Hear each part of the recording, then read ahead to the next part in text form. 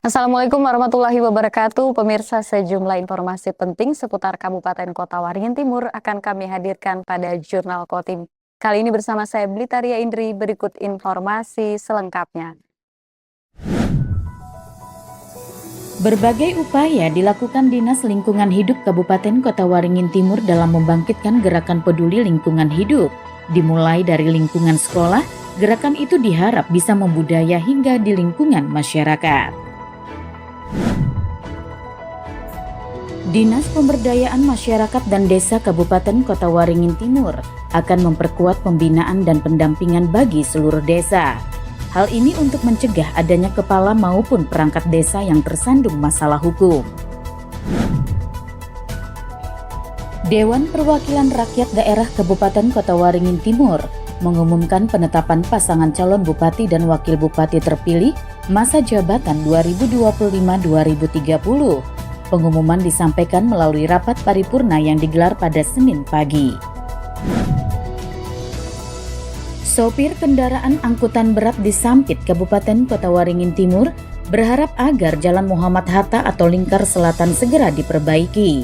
Rusaknya jalan membuat sopir enggan melintas karena rawan kecelakaan. Guna memfasilitasi warga untuk bisa mengakses buku secara gratis, sekelompok anak muda di Sampit, Kabupaten Kota Waringin Timur membuka lapak baca buku di Taman Kota. Hal ini juga sebagai upaya dalam menggelorakan minat baca di daerah setempat.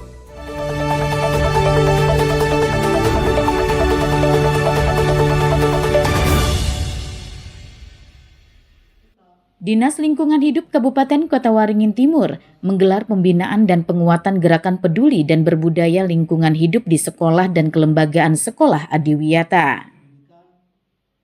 Kegiatan ini diikuti hampir 200 sekolah, mulai dari jenjang pendidikan sekolah dasar hingga menengah atas di daerah setempat. Kepala Dinas Lingkungan Hidup Kota Waringin Timur, Marjuki, mengatakan gerakan yang melibatkan sekolah ini bertujuan meningkatkan kesadaran peduli lingkungan di kalangan pelajar. Melalui program gerakan peduli dan berbudaya lingkungan hidup, diharapkan sekolah-sekolah dapat menjadi contoh dalam upaya pelestarian lingkungan, serta menciptakan budaya hidup bersih serta hijau di lingkungan sekitar. Lagi harapan kita dari kegiatan ini memang betul-betul ya, terutama ya kita mulai dari sekolah karena di sana itu memang satu lembaga pendidikan untuk peduli ya terhadap lingkungan hidup. Jadi bukan hanya sisi kebersihan, tetapi juga banyak halnya ya terkait dengan lingkungan hidup. Jadi harapan kita ya dengan kegiatan ini lingkungan ya, baik itu di sekolah, ya di sekitar sekolah, di masyarakat, itu betul-betul melibatkan semua komponen. Dalam kegiatan itu juga dilakukan penyerahan penghargaan adiwiyata kepada sejumlah sekolah. Penghargaan diberikan dalam berbagai kategori, mulai dari adiwiyata tingkat kabupaten, provinsi, hingga nasional. Penghargaan ini diharapkan menjadi motivasi bagi sekolah-sekolah lain untuk terus meningkatkan kepedulian terhadap lingkungan serta menerapkan prinsip-prinsip adiwiyata secara berkelanjutan. Alhamdulillah sekolah kami banyak yang dikerjakan, diantaranya mengkader siswa untuk menjadi duta adiwiyata, kemudian mengkampanyekan tentang kebersihan lingkungan, kecintaan kepada lingkungan hidup. Terutama kita menyikapi 3 isu planetari, krisis planetari yang 3. Yang pertama tentang polusi, tentang diversity loss, berkurangnya keanekaragaman hayati, dan juga perubahan iklim yang sangat ekstrim. Sehingga kita dengan adanya gerakan ini kita harapkan siswa memiliki rasa kepedulian yang tinggi dan nanti rasa tanggung jawab dan kecintaan kepada lingkungan. Kegiatan pembinaan dan penguatan gerakan peduli dan berbudaya lingkungan hidup berlangsung selama 3 hari. Peserta mendapatkan berbagai materi terkait program adiwiyata, serta strategi dalam menjaga dan melestarikan lingkungan. Mashud Badarudin, Hayat TV.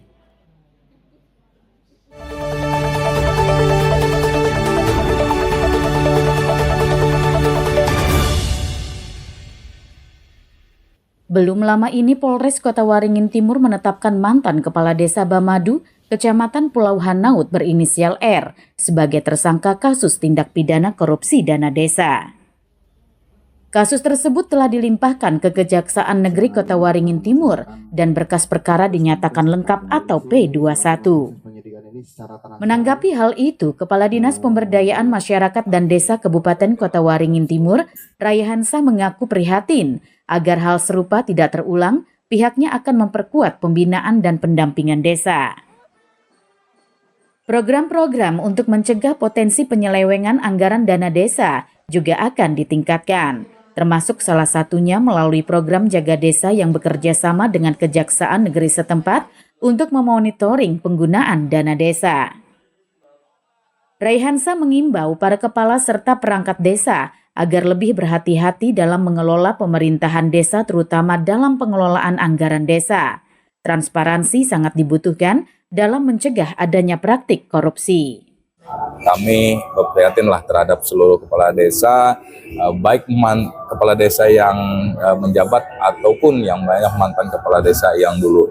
Nah, ini perlu kehati-hatian kita di dalam mengelola pemerintahan desa, terutama mengelola anggaran desa, keterbukaan, jalankan sesuai dengan aturan dan ketentuan yang berlaku. Kalau pelatihan setiap tahun itu ada.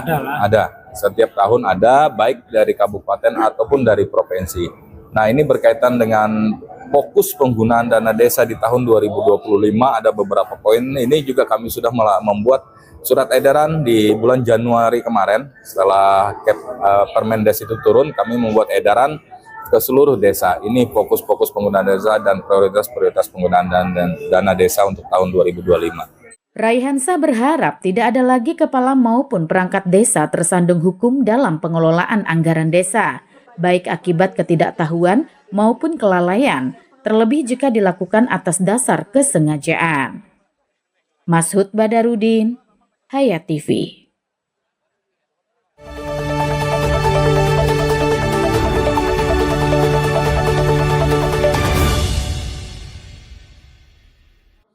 Dewan Perwakilan Rakyat Daerah Kabupaten Kota Waringin Timur mengumumkan penetapan pasangan calon bupati dan wakil bupati terpilih masa jabatan 2025-2030. Pengumuman disampaikan melalui rapat paripurna yang digelar pada Senin pagi.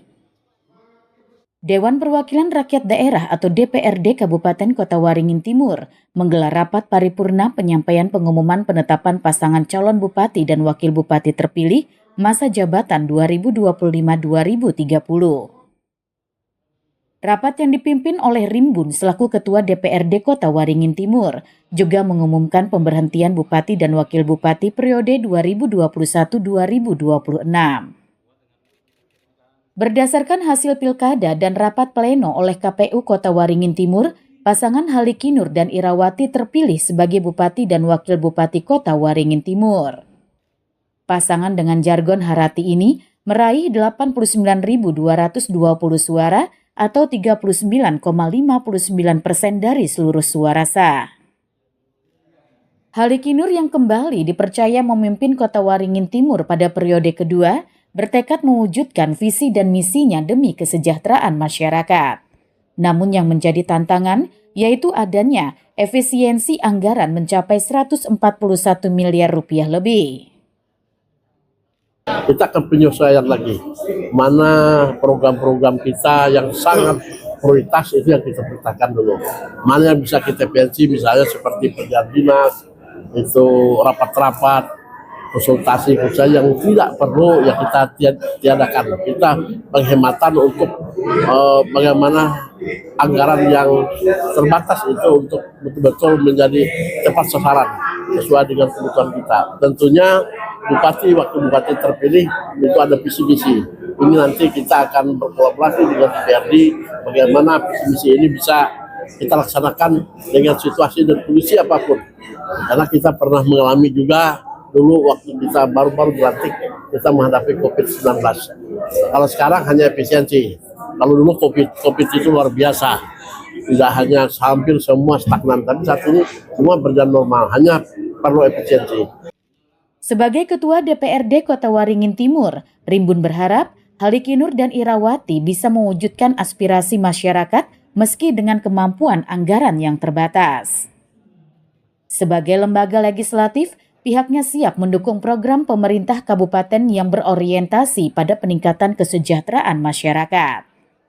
Pasti kita punya harapan di samping dengan aspirasi masyarakat bahwa kepala daerah dan wakil kepala daerah yang terpilih punya komitmen untuk bisa melayani masyarakat dengan baik dan bagaimana bisa mendengar aspirasi masyarakat baik di perkotaan maupun daerah pedalaman dengan kemampuan anggaran kita ya dari tahun awal 2025 sampai 2030 ini bisa mengaburkan atau mengakomodir mimpi-mimpi masyarakat bisa sejahtera di kabupaten ini. Kami di PRD mendorong ya, kami tetap bagaimana pemerintah daerah ini bisa bekerja maksimal menjalankan tugas dan fungsinya. Sebagai kepala daerah terpilih yang gugatannya ditolak Mahkamah Konstitusi, Haliki Nur dan Irawati rencananya akan mengikuti pelantikan serentak oleh Presiden Prabowo pada 20 Februari. Mashud Badarudin, Hayat TV.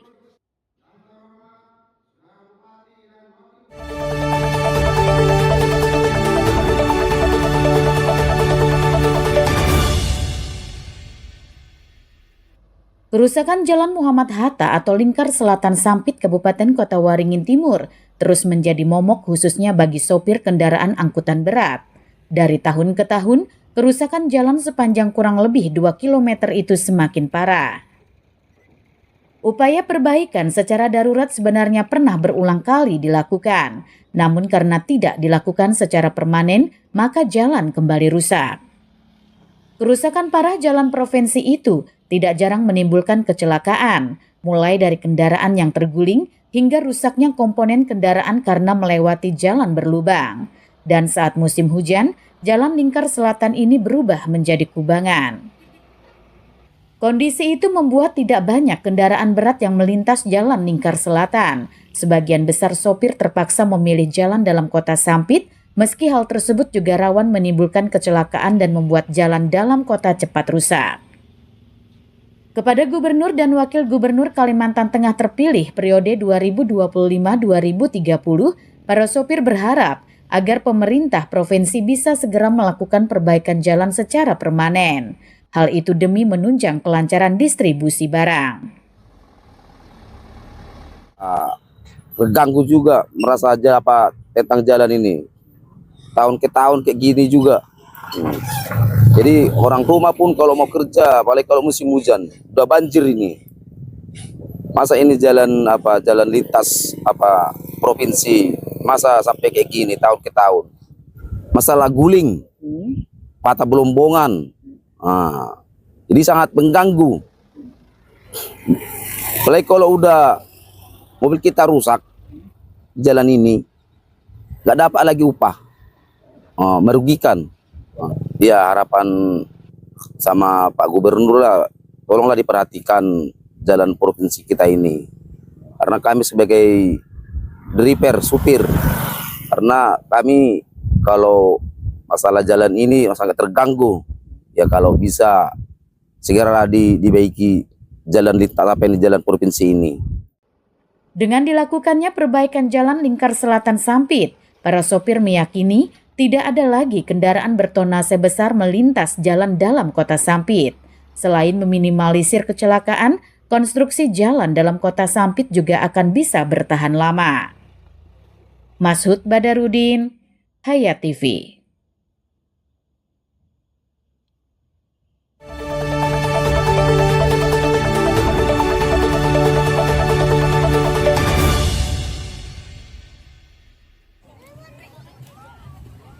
Di tengah keramaian Taman Kota Sampit pada Minggu pagi, aktivitas berbeda terlihat di salah satu sudut ruang terbuka hijau tersebut. Di atas terpal berwarna hijau, sekelompok pemuda dan anak-anak tampak asyik memilih dan membaca buku. Di atas alas itu terdapat berbagai jenis buku digelar, mulai dari novel, komik, sejarah hingga buku anak-anak dan lainnya. Sebuah spanduk juga berdiri menandai aktivitas lapak baca buku gratis. Lapak baca buku gratis yang sudah berjalan 1 tahun lebih ini dikelola oleh 2 komunitas, yaitu komunitas Teras Baca Merdeka dan Mentayang Membaca yang beranggotakan 15 orang anak muda dari kalangan pekerja dan mahasiswa. Lapak baca buku yang buka setiap minggu pagi ini dilakukan agar masyarakat dapat mengakses buku bacaan secara gratis di area publik. Dengan mudahnya akses bacaan, jadi kawan-kawan bisa mendapatkan akses bacaan yang lebih bermutu gitu. Sama ya, di satu sisi memang meningkatkan nilai tingkat baca di Kota Sampit gitu. Dan ini salah satu usahanya, dan juga untuk mengisi luang waktu di lapak gitu, kita ngajak anak-anak untuk mewarnai gitu. Kadang-kadang kita juga mendongeng gitu. Lapak baca buku gratis ini awalnya berjalan hanya dengan mengandalkan buku-buku pribadi milik anggota komunitas. Seiring berjalannya waktu, jumlah buku terus bertambah dengan datangnya sumbangan dari donatur. Misi utama dari dibukanya lapak baca buku gratis ini adalah untuk meningkatkan minat baca bagi kalangan pemuda dan anak-anak. Ya pasti datang dari kerasaan ya Pak ya. Soalnya kan di sini tuh akses bacanya tuh kan lumayan susah. Harga buku tuh jauh lebih mahal daripada di Jawa. Terus kalau hari libur gitu kan, saya sebagai pekerja dan teman-teman saya juga sebagai pekerja gitu nggak bisa ngakses buku di perpustakaan daerah karena mereka libur setiap weekend gitu kan. Jadi ini juga terinspirasi dari teman-teman perbukuan saya di Jawa karena mereka juga punya gerakan yang sama seperti ini gitu. Dan akhirnya tuh yang jadi percikan api gitu Kak buat ngedirinnya di sini. Selain membuka lapak di Taman Kota Sampit, mereka juga memajang koleksi buku-buku tersebut di 2 kafe yang ada di Sampit. Buku-buku itu juga bisa dipinjam dengan menghubungi akun Instagram 2 komunitas tersebut. Mashud Badarudin, Hayat TV.